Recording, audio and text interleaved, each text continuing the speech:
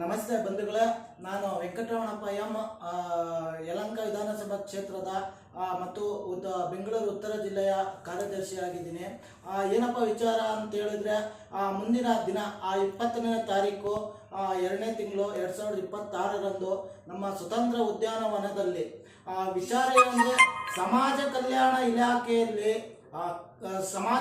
ಇಲಾಖೆಯ ಕ್ರೈಸ್ ಸಂಸ್ಥೆಯಲ್ಲಿ ಏನು ಹಿಂದುಳಿದ ವರ್ಗಗಳ ಬಡ ಮಕ್ಕಳ ಅನ್ನ ಕಳ್ಳರನ್ನ ವಿರೋಧಿಸಿ ಒಂದು ಬೃಹತ್ಕಾಟದ ಒಂದು ಪ್ರತಿಭಟನೆ ಎಂಬುದು ಹಮ್ಮಿಕೊಂಡಿದ್ದೀವಿ.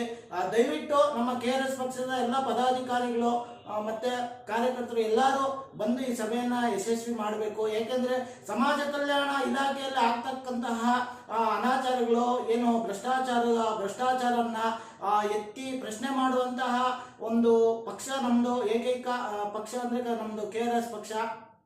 ಅದರಿಂದ ಏನು ಹಿಂದುಳಿದ ವರ್ಗಗಳ ಬಡ ಮಕ್ಕಳ ಅನ್ನ ಗಳ್ಳತನ ಮಾಡುವಂತ ಭ್ರಷ್ಟ ಅಧಿಕಾರಿಗಳು ಉಟ್ಕೊಂಡು ಇವತ್ತು ಕ್ರೈಸ್ತ ಸಂಸ್ಥೆಯಲ್ಲಿ ಬಹುತ್ತುಗಾಟದ ಭ್ರಷ್ಟಾಚಾರ ಎಂಬುದು ತುಂಬಿ ತುಳುಕ್ತಾ ಇದೆ.